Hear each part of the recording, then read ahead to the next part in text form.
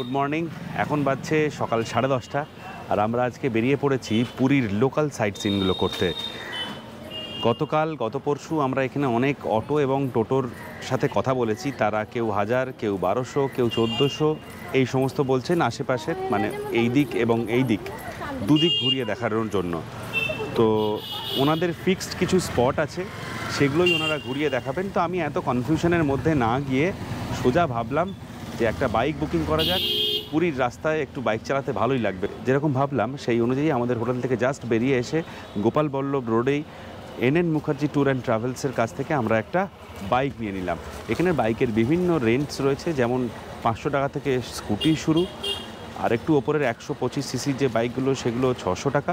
ভালো কিছু বাইক নিতে চান তাহলে সেটার খরচা হচ্ছে পার ডে 1000 টাকা। তো আমি আমাদের দুজনের কথা চিন্তা করে এবং আমার যেহেতু একটু ভালোই লাগবে বাইক চালাতে, তাই এই বাইকটাই আজকের জন্য নিলাম। ব্রেকফাস্ট করব, তারপরে ট্যুরটা শুরু করব। চলুন।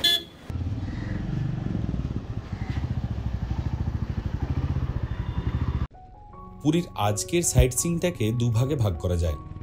সমুদ্রের দিকে মুখ করে তাকালে ডান দিকে তোতা গোপীনাথ মন্দির, ওঙ্কারেশ্বর মন্দির, গুপ্ত বৃন্দাবন বা মাতা মঠ, লোকনাথ বাবার মন্দিরের মতো দ্রষ্টব্য জায়গাগুলো, আর আরেক দিকে মানে বাঁ দিকে 18 নালা, গুন্ডিচা মন্দির, বেড়ি হনুমান মন্দির, জাপানিজ টেম্পলের মতো জায়গাগুলো।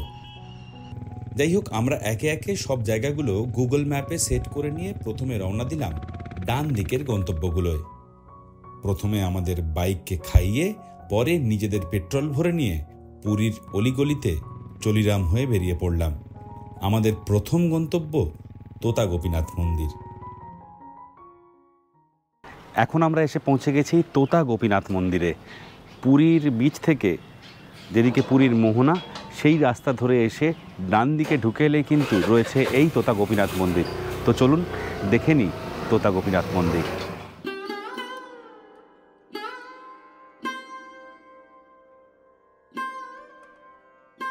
জাস্ট মেন গেট দিয়ে ঢুকে এলাম। এখন দাঁড়িয়ে আছি মন্দিরের প্রবেশদ্বারের বাইরে। সুন্দর একটা ছাউনি করা আছে গাছের, আর এখানে যেটা লেখা আছে যে সঙ্গে ফোন থাকলে এখানে জমা দেওয়ার কোনো বন্দোবস্ত নেই, সেটা আপনি পকেটে বা ব্যাগে দায়িত্ব করে নিয়ে ভেতরে যেতে পারেন। কিন্তু সেই ফোন যদি আপনার হাতে পাওয়া যায় বা আপনি যদি ভেতরে গিয়ে কোনো রকম ছবি তোলেন বা রেকর্ডিং করেন, তাহলে তার জন্য কিন্তু ফাইন রয়েছে। মোটামুটি এই অবধি ভিডিও করা সম্ভব। ভেতর থেকে দেখে এসে আপনাদের জানাচ্ছি বাকিটা। শ্রী তোতা গোপীনাথ হলেন ভগবান শ্রীকৃষ্ণের অপূর্ব সুন্দর স্বপ্রকাশিত এক রূপ। তিনি শ্রীকৃষ্ণের একমাত্র রূপ যিনি বসে তার বাঁশি বাজাচ্ছেন। কথিত আছে একদিন শ্রী চৈতন্য মহাপ্রভু কৃষ্ণের থেকে নিজেকে বিচ্ছিন্ন বোধ করছিলেন এবং দুঃখ ভাবে বিভোর ছিলেন। হতাশ হয়ে তিনি বাগানটি খোঁড়া শুরু করতেই আশ্চর্যজনকভাবে ভগবান শ্রীকৃষ্ণের একটি বিগ্রহ খুঁজে পান এবং এখানেই এই মন্দিরের স্থাপনা করেন।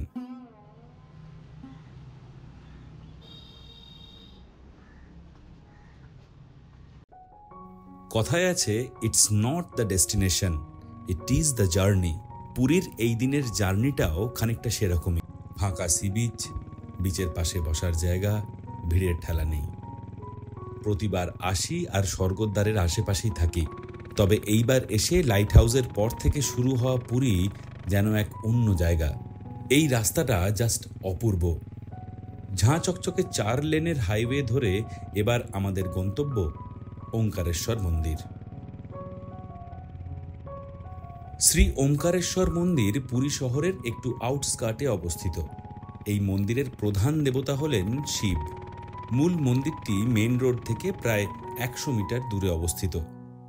মন্দিরের প্রবেশের ঠিক আগে একটি বিশাল নন্দী মূর্তি রাখা আছে। এখন আমরা এসে পৌঁছে গেছি আমাদের দ্বিতীয় গন্তব্যস্থল শ্রী ওঙ্কারেশ্বর মন্দিরে। এই ওঙ্কারেশ্বর মন্দিরে পূজিত হন স্বয়ং শিব, শিবের ওঙ্কারেশ্বর রূপ। এই যে এই ওঙ্কারেশ্বর মন্দির চত্বর, এই মন্দির চত্বরে আরও একটি জায়গা আছে যেখানে 108টি শিবলিঙ্গ রয়েছে।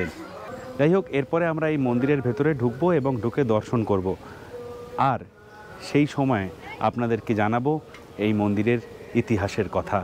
চলুন যাওয়া যাক।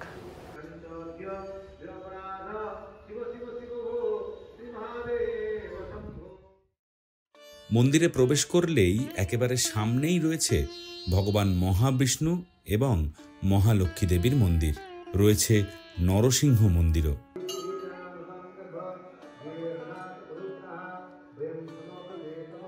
একটু ভেতরে ঢুকলে রয়েছে রামের রাজ্যাভিষেকের সুন্দরভাবে চিত্রিত রূপ।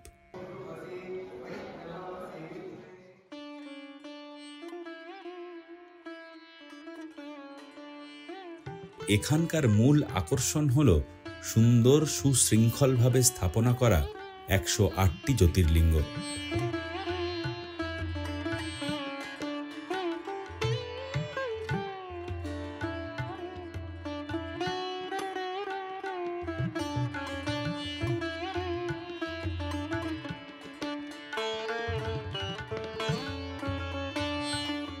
এই মন্দিরটি বেশ সুন্দরভাবে সাজানো এবং এখানে সব কিছু একে একে ঘুরে দেখতে বেশ কিছুটা সময় হাতে নিয়ে যেতে হবে।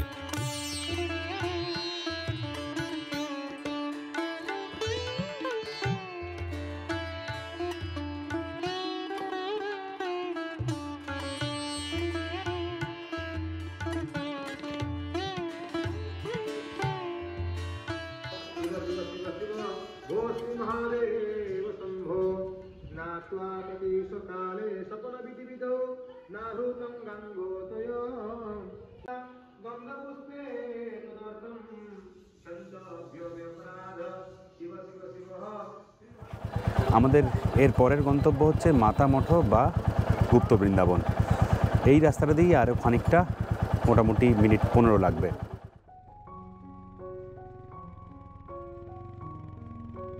ওঙ্কারেশ্বর মন্দির থেকে বেরিয়ে একটু ভুল রাস্তায় চলে গেলেও আসলে গুপ্ত বৃন্দাবন যাওয়ার রাস্তা এই মন্দিরের ঠিক উল্টো দিকেই। এই জায়গাটির মূল নাম গৌড়বিহার আশ্রম হলেও আরও দুটি নামও কিন্তু খুব প্রচলিত, গুপ্ত বৃন্দাবন আর মাতামঠ। পুরী বেড়াতে এলে যে কয়েকটা জায়গা অবশ্যই যাওয়া উচিত তার মধ্যে এটি একটি। এখন বাজছে 12:35 আর আমরা এসে জাস্ট পৌঁছলাম আমাদের তৃতীয় গন্তব্য গৌড়বিহার আশ্রম বা গুপ্ত বৃন্দাবন, যাকে অনেকে মাতামঠও বলেন। সকাল 7:30 থেকে বিকেল 5টা অবধি টানা খোলা থাকে, মাঝে কোনো বন্ধ করার বিষয় নেই। বাইরেই বাইকের পার্কিং রয়েছে, সেখানে বাইক দাঁড় করালাম আর তার সাথে চটিগুলোও রাখলাম। সেগুলোর জন্য ওনারা 20 টাকা নিলেন আর ভেতরে ঢোকার জন্য পার হেড 10 টাকা করে টিকিট রয়েছে। তো চলুন ঘুরে দেখা যাক গৌড়বিহার আশ্রম বা গুপ্ত বৃন্দাবন।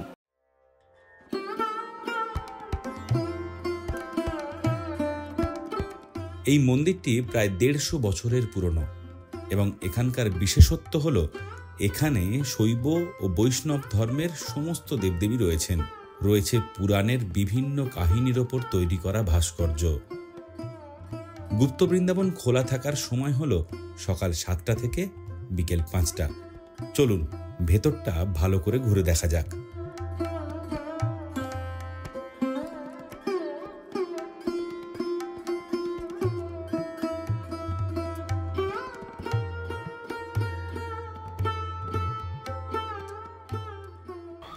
এখন আমরা বসে আছি গৌড়বিহার আশ্রমেরই কোনো একটা জায়গা। তার কারণ এই আশ্রমটা এত বড় আর এত দেখার জিনিস আছে, এত গল্প বলার আছে, এত গল্প বোঝার আছে, জানার আছে, যে সেটা গুণে শেষ করা সম্ভব নয়। তার কারণ এই গৌড়বিহার আশ্রম আকারে এত বৃহৎ যে আপনি কোথায় আছেন তা ঠিকভাবে ঠাউর করতে পারবেন না। শুধু বেরোনোর সময় জিজ্ঞেস করে করে বেরিয়ে যেতে হবে, এই আর কি। আর চারিদিকে বিভিন্ন জায়গায় বিভিন্ন মাইথোলজিক্যাল গল্পের স্কাল্পচার্স রয়েছে। এখানে কোথাও শ্রীরামচন্দ্রের সামনে নমস্কার করে রয়েছেন হনুমান, কোথাও কোনো একটা ছোট্ট বাগানের মধ্যে রয়েছেন শ্রীকৃষ্ণ এবং রাধিকা, কোথাও শ্রী চৈতন্যদেবের এক বিশাল আকার মূর্তি, কোথাও একা তপস্যায় বসে আছেন মহাদেব।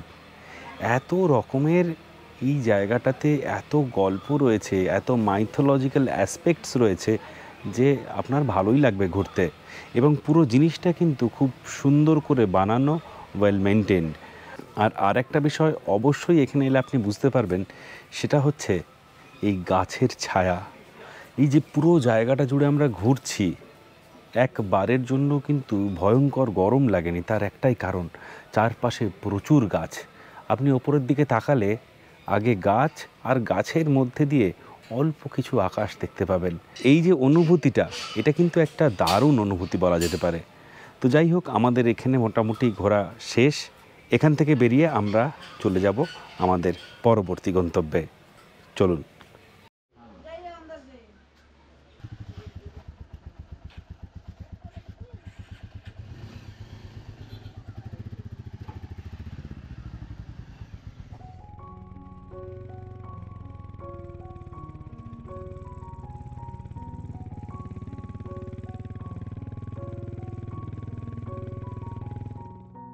আজ থেকে 5-6 বছর আগে যখন আমরা অটোয় করে ঘুরতে বেরিয়েছিলাম, পুরীর লোকাল সাইট সিইং করতে বেরিয়েছিলাম, তখন অটোওয়ালা মাতা মঠর পরে আমাদের এই অদ্বৈত ব্রহ্ম আশ্রমে নিয়ে এসেছিলেন। আমরা অদ্বৈত ব্রহ্ম আশ্রম এই নামটা ভুলে গিয়েছিলাম। ভুলে গিয়ে তোতাপুরী আশ্রম খুঁজছিলাম। এখানে তোতা গোপীনাথ আশ্রম আছে। তো এই যে অদ্বৈত ব্রহ্ম আশ্রম, তার যে সিঁড়ি দিয়ে ওপরে উঠে যাওয়া, এই সিনারিটা শুধু মাথায় গেঁথেছিল। তারপরে সেটাকে খুঁজে পাইনি। আজকেও আমাদের লিস্টে কিন্তু অদ্বৈত ব্রহ্ম আশ্রম ছিল না। যখন রাস্তা দিয়ে পেরোচ্ছি, তখন হঠাৎ বাঁ দিকে এই গেটটা দেখে, আর গেটের শুরু থেকে এই সিঁড়ি দেখে মনে পড়ে গেল সেই 6-7 বছর আগেকার কথা। তৎক্ষণাৎ চিনতে পেরে এখানে দাঁড়িয়ে পড়লাম। এই অদ্বৈত ব্রহ্ম আশ্রম যেন নিজে থেকে এসেই আমাদের তালিকার মধ্যে আজকে ঢুকে পড়ল। চলুন ভেতর থেকে ঘুরে আসি। এটি সেই স্থান যেখানে শ্রী তোতাপুরী 1961 সালে তার মহাসমাধি লাভ করেছিলেন। কিংবদন্তি রয়েছে যে তিনি মহাসমাধি লাভের আগে এই স্থানে 300 বছর বসবাস করেছিলেন। শ্রী শ্রী রামকৃষ্ণ পরমহংসদেব স্বয়ং 1865-66 সাল নাগাদ তোতাপুরীর কাছে ঈশ্বর জ্ঞান লাভ করেছিলেন।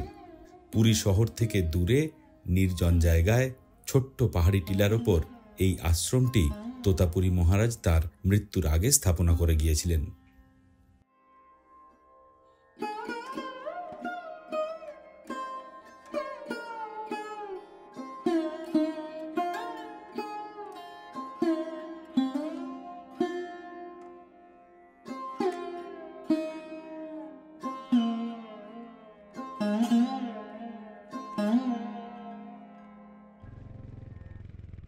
অদ্বৈত ব্রহ্ম আশ্রম থেকে বেরিয়ে আমরা আবারও পুরীর অচেনা অলিগলি পার করে চললাম পরবর্তী গন্তব্য মার্কণ্ডেশ্বর মন্দিরের দিকে।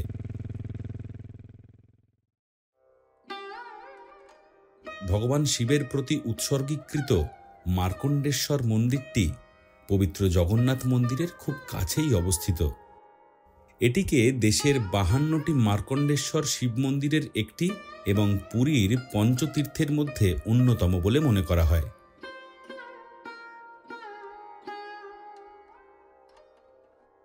মন্দিরটি অন্যান্য নামেও পরিচিত, যেমন মার্কণ্ডেশ্বর মহাদেব মন্দির এবং মার্কণ্ডেয় শিব মন্দির। বিশ্বাস করা হয় যে মূল মন্দিরটি 12 শতক নাগাদ ঠিক এই স্থানেই নির্মিত হয়েছিল, আর এখানেই ঋষি মার্কণ্ডেয় ভগবান শিবের ভক্তিতে ধ্যান করেছিলেন। পৌরাণিক কাহিনী অনুসারে ভগবান শিব একবার ঋষি মার্কণ্ডেয়কে সমুদ্রের মাঝে এক মহা বিপদ থেকে রক্ষা করেছিলেন। এর পরে মার্কণ্ডেয় এই জায়গায় একটি শিবলিঙ্গ স্থাপন করেছিলেন তার ধ্যান শুরু করার জন্য। পরে এই স্থানটি মার্কণ্ডেয় নামে পরিচিতি লাভ করে। ঐতিহাসিক নথি অনুযায়ী গঙ্গা রাজবংশের রাজা 12 শতকে এই স্থানেই মন্দিরটির প্রতিষ্ঠা করেছিলেন।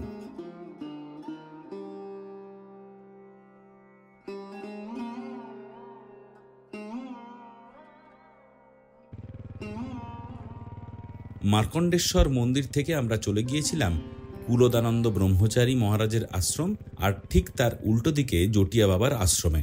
এই দুটি জায়গায় নরেন্দ্র পুষ্করিণীর ঠিক পেছনের দিকে। এখানে একটা কথা বলে রাখতে চাই যে আমাদের সেদিন লোকনাথ বাবার আশ্রম দেখা হয়নি, তবে যদি অটো বা টোটোয় যান তারা কিন্তু আপনাকে লোকনাথ বাবার আশ্রমও ঘুরিয়ে দেখাবে।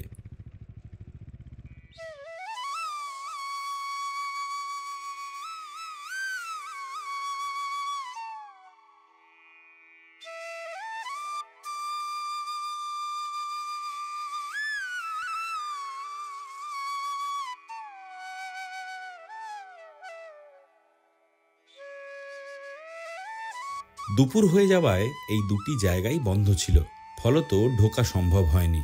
আমরা সোজা চলে গিয়েছিলাম নরেন্দ্র পুষ্করিণীতে।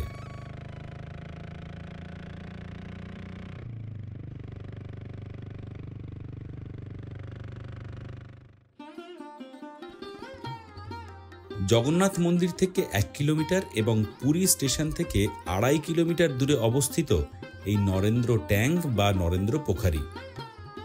এটি উড়িষ্যার বৃহত্তম জলাধারগুলির মধ্যে একটি এবং পুরীর অন্যতম দ্রষ্টব্য স্থান। এই জলাধারটি খ্রিস্টীয় 15 শতকে রাজা নরেন্দ্রদেব নির্মাণ করেছিলেন। জলাধারটির ঠিক মাঝখানে একটি দ্বীপ রয়েছে, যেখানে চন্দনা মণ্ডপ নামে একটি ছোট্ট মন্দিরও রয়েছে। এই মন্দিরে যাওয়ার জন্য রয়েছে একটি রাস্তা। এই নরেন্দ্র ট্যাঙ্ক চন্দনা পুষ্করিণী নামেও পরিচিত। এই পবিত্র জলাশয়েই প্রত্যেক বছর জগন্নাথ দেবের বিখ্যাত চন্দন যাত্রা উদযাপন করা হয়। এই উৎসবের সময় ছোট বড় সকল দেবদেবীকে তাদের মন্দির থেকে বের করে এই জলাশয়ের পবিত্র জলে স্নান করানো হয়। দেবতাদের গাত্রে চন্দন লেপন করা হয় এবং তারপর এই ট্যাঙ্কের পবিত্র জল দিয়ে ধুয়ে ফেলা হয়। অনেকেই এই জায়গাটিকে জগন্নাথ দেবের পিসির বাড়ি বলে ভুল করেন।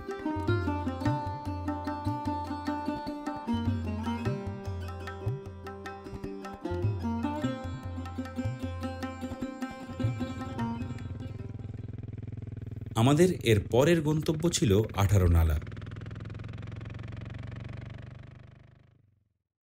নরেন্দ্র পুষ্করিণী দেখে ঘুরতে ঘুরতে আমরা এসে পৌঁছলাম 18 নালা ব্রিজে। এই 18 নালা ব্রিজটা এর আগে একবার একটা ভিডিওতে আমি দেখিয়েছিলাম। সেটা হচ্ছে রঘুরাজপুর পিপলি যখন যাচ্ছিলাম সেই পথে পড়েছিল এই 18 নালা ব্রিজ। বেসিক্যালি এই যে ব্রিজটা দিয়ে আমি হাঁটছি, যে আমার পেছনে যে ব্রিজটা, এটা পুরনো ব্রিজ। এটাতে আগে গাড়ি চলাচল করতো, এখন বন্ধ হয়ে গেছে। এখন রাস্তাটাকে এই পাশ দিয়ে ঘুরিয়ে এই দিক দিয়ে একটা রাস্তা করে দেওয়া হয়েছে, যেটা ঘুরে আবার ওই পিপলি রঘুরাজপুরের রাস্তাটায় চলে যায়। এটাকে 18 নালা ব্রিজ বলার পেছনে কারণ হচ্ছে এখানে 18টা নালা মুখ রয়েছে তলায়, এই ব্রিজের নিচে। এর পেছনে একটা ইন্টারেস্টিং গল্পও রয়েছে, যে গল্পটা আমি বলেছিলাম সেই রঘুরাজপুর পিপলির ভিডিওটাতে। যদি না দেখে থাকেন, ডেসক্রিপশন বক্সে আর আই বাটনে ভিডিও লিঙ্ক দিয়ে দিচ্ছি, ডেফিনেটলি দেখে নিতে পারেন। এই ব্রিজটা কিন্তু বেশ সুন্দর। এখন আমি এসেছি দুপুরবেলায়, একটু রোদ লাগছে, কিন্তু বিকেলবেলায় এলে আপনারা একটু হাঁটাহাঁটি করতেই পারেন এখানে, মানে বেশ মনোরম হবে বিষয়টা। 18 নালা ব্রিজ পার করে যে রাস্তাটা, যেটা গ্র্যান্ড রোডে গিয়ে মিশছে, সেই রাস্তাটা এবারে আমরা যাব। সেখান থেকে একটু গেলেই গুন্ডিচা মন্দির। তো চলুন যাই নেক্সট গন্তব্যে। 18 নালা থেকে গুন্ডিচা মন্দিরের দিকে যাওয়ার পথে পড়েছিল আমাদের পরবর্তী গন্তব্য নরসিংহ মন্দির।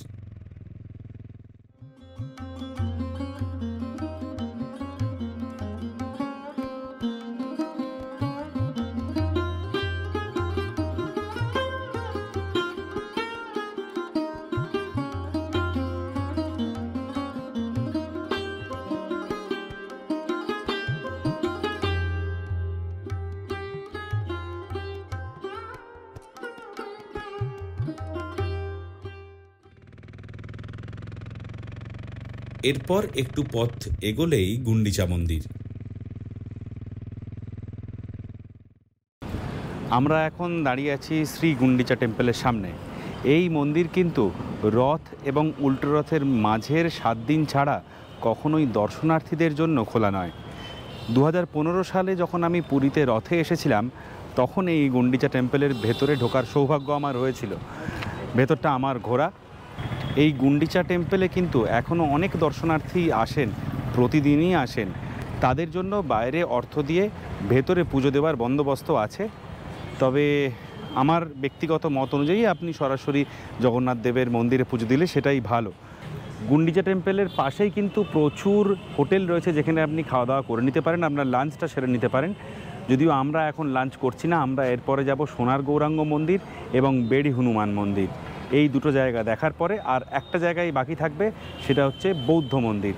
এই 3টে জায়গা আর খানিকক্ষণের মধ্যে কমপ্লিট হয়ে গেলে একেবারে আমরা গিয়ে ফ্রেশ হয়ে তারপরে লাঞ্চ করব। তো চলুন জার্নিটা কন্টিনিউ করা যাক। গুন্ডিচা মন্দির থেকে বড়দণ্ড বা গ্রান্ট রোড ধরে বেরিয়ে ভেতরের রাস্তা দিয়ে এসে পৌঁছেছিলাম বেড়ি হনুমান মন্দিরে। বেড়ি হনুমান শব্দের আক্ষরিক অর্থ হল বেড়ি অর্থাৎ চেনে বাঁধা হনুমান। মন্দিরটিকে দরিয়া মহাবীর মন্দিরও বলা হয়, যেখানে দরিয়ার অর্থ হল সমুদ্র আর মহাবীর হলেন স্বয়ং হনুমান। বিশ্বাস করা হয় যে সমুদ্রের ক্রোধ থেকে পুরীকে রক্ষা করা এবং সমুদ্র যাতে শহরের সীমানা অতিক্রম না করে তা নিশ্চিত করা দরিয়া মহাবীরের কর্তব্য। বেড়ি হনুমান মন্দিরে ঢোকার পথে যে দেওয়াল তার ঠিক ওপারেই রয়েছে সোনার গৌরাঙ্গ মন্দির। এই সোনার গৌরাঙ্গ মন্দির হল পুরীর বিখ্যাত পবিত্র মন্দিরগুলির মধ্যে একটি। এই মন্দির নির্মিত হয়েছে শ্রীকৃষ্ণের অবতার ভগবান গৌরাঙ্গ বা চৈতন্য মহাপ্রভুকে উৎসর্গ করে। জগন্নাথ মন্দির থেকে অল্প দূরে অবস্থিত এই মন্দিরে রাম, জগন্নাথ, সুভদ্রা, বলরাম এবং গৌরাঙ্গের মূর্তি রয়েছে। আমাদের এর পরের গন্তব্য ছিল জাপানিজ টেম্পল বা সুদর্শন ক্রাফট মিউজিয়াম, কিন্তু মাঝ রাস্তাতে পড়ল নীলাচল হাট নামের একটা পার্ক। পুরীর যে জায়গা থেকে নন্দনকানন, কোণার্ক এই সমস্ত সাইট সিইংয়ের প্রাইভেট বাসগুলো ছাড়ে, সেই রাস্তা ধরে একটু ভেতরেই রয়েছে এই পার্ক বা হাট। এই জায়গাটা আমাদের লিস্টে ছিল না, কিন্তু ভেতরে ঢুকে দেখলাম বেশ সাজানো একটা জায়গা, যেখানে কোনো একদিন একটা বিকেলবেলা স্বাচ্ছন্দ্যে কাটিয়ে ফেলা যায়।